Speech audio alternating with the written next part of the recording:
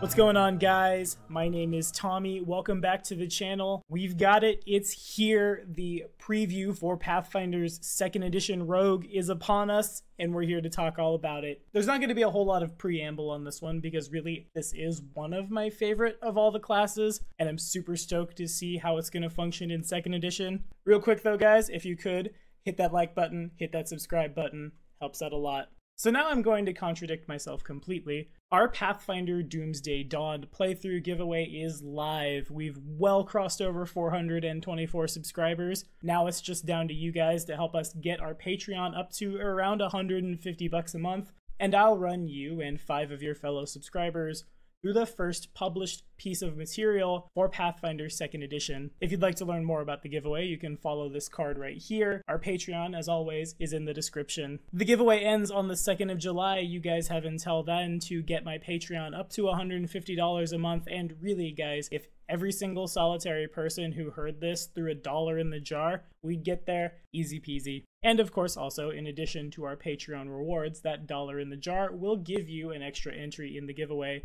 It's a win-win. On the subject of patronage, this episode of your Pathfinder 2nd edition preview content was brought to you in part by the Inn of Planar Crossroads, who I just got off the Discord with, recording our Around the Hearth, where we talk about Pathfinder 1st edition encounters. Today we discussed encounters at CR 15 and CR 16. We've got 2 more weeks back and forth on their channel before we're done with encounters and on to other discussions. If you'd like to follow us on our Around the Hearth series, you can follow this card right here. Again, Adam, Kane, Colin, Alex, Mal, Greg, thank you so much for your time and support. It means the world.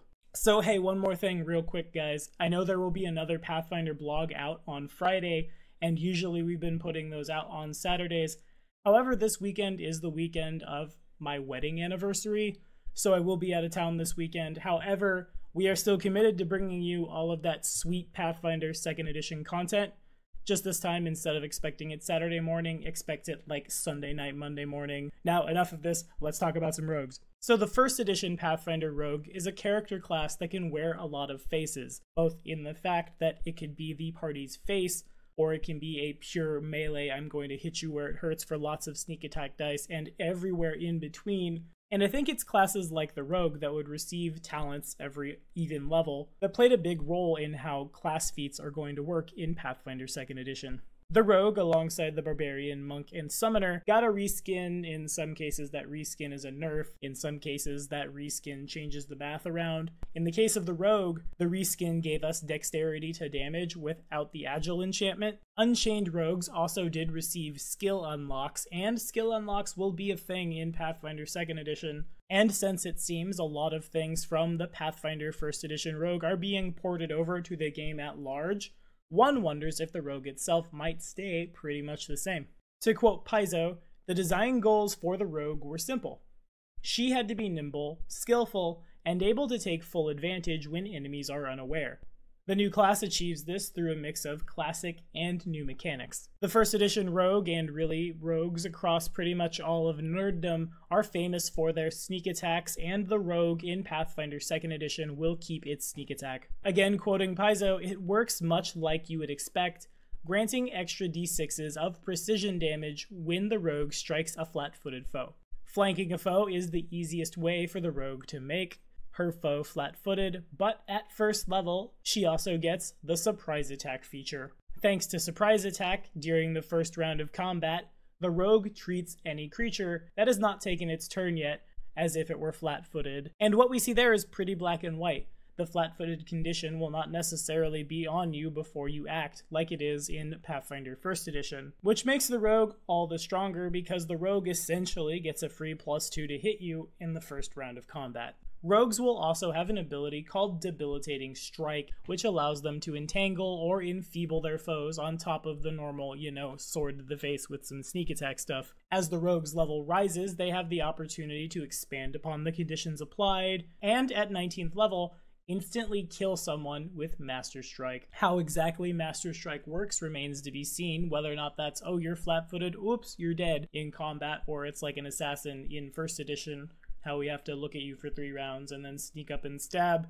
We'll have to wait till later to find out. However, if I can just do that in combat, sidestep over to you, you haven't acted yet, and you're flat-footed, oops, I've slit your throat, that is super powerful. And if we can stack that with a bunch of debuffs from Debilitating Strike, that makes it all the more often to succeed, probably, yeah, sign me up. Now, Pathfinder 1st Edition rogues were what we call skill monkeys. That is to say, they got a lot of skill ranks per level and, again, could do pretty much whatever you wanted them to off the battlefield. Whether that rogue was sneaking around stealing stuff, or being the party face, the one who would go talk to all the NPCs, or somewhere in between, you had the ability, with your oodles of skill points per level, to do whatever you wanted. It looks like that's going to remain the same in Pathfinder 2nd Edition. To quote Paizo, not only do they gain training and proficiency increases in more skills than other classes, they gain skill feats at an accelerated rate, one per level instead of one every other. And while Deception, or our new bluff check, Stealth, and Thievery, what I'm imagining is Disable Device and Sleight of Hand all rolled up together, are all of the skill feats attached to the iconic rogues, the rogues' mastery of a wide variety of skills makes them one of the most versatile classes in the game. Their breadth of knowledge and abilities mean they're extremely useful in every mode of play.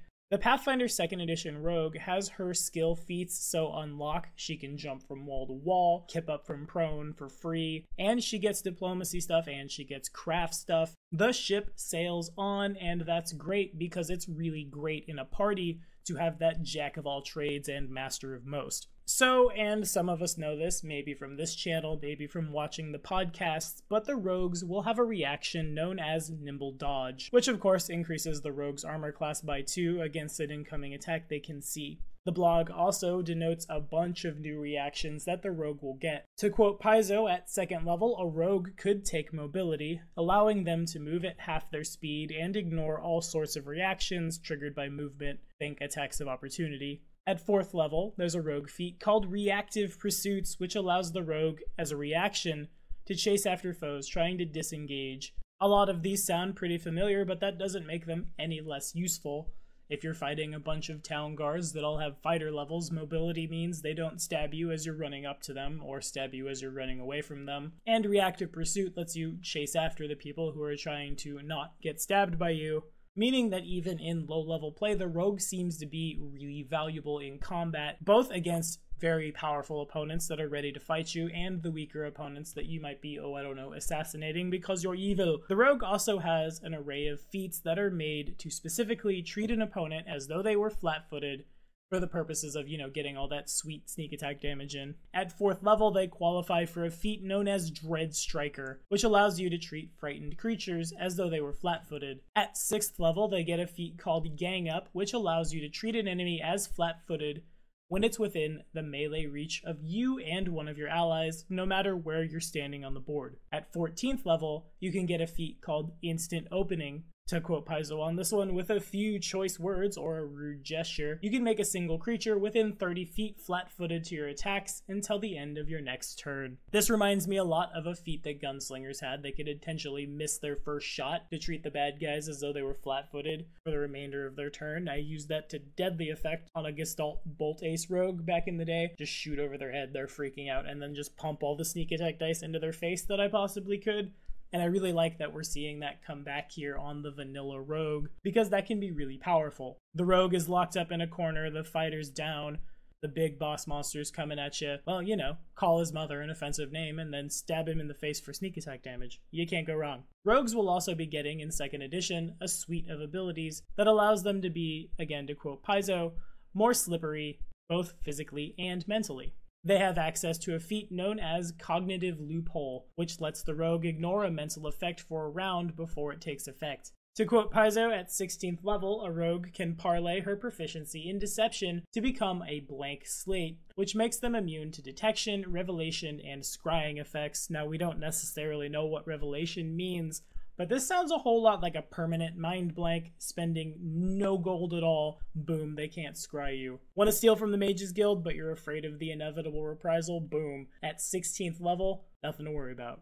I guess except for like lightning bolts and fireballs and stuff, but we imagine, in addition to the rogue having a great reflex save, the rogue will also still retain something akin to evasion, or at least be able to choose it as a class feat. The last feat we're going to talk about today is known as Twist the Knife. To quote Paizo, with this feat, as long as you have just hit a foe and applied your sneak attack damage, you can apply persistent bleed damage equal to half your current sneak attack dice. Now we imagine, since Paizo says sneak attack is going to work about the same way, sneak attack will scale the same as it does in first edition, so when we have a 6d6 sneak attack, should we choose to take this, dagger to the face, 3 persistent bleed damage.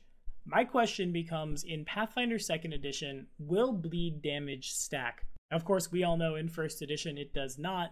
However, in first edition, all you need is a little bit of positive energy, which everyone's carrying around with them probably, to remove the bleed damage. And Paizo has also said that things like poison are going to be more deadly, and I wonder if bleed damage isn't tacked right up on there. And if it is, and our opponent is flat-footed to us till the end of our next turn, we just stab, stab, stab, stab, stab, and then end up with something like 15 bleed damage, things are gonna get out of hand for the bad guy really fast.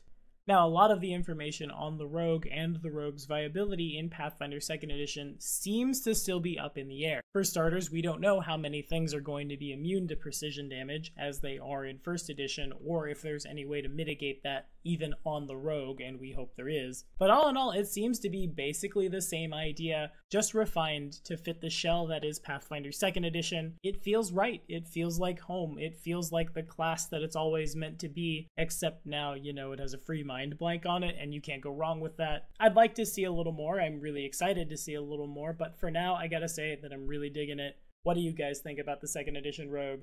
Do you enjoy playing rogues now? Are you looking forward to playing them in 2nd edition? And if you are, what kind of things do you want to see put on the 2nd edition rogue? Again, as always guys, be sure to like and subscribe for more videos. We'll see you next time.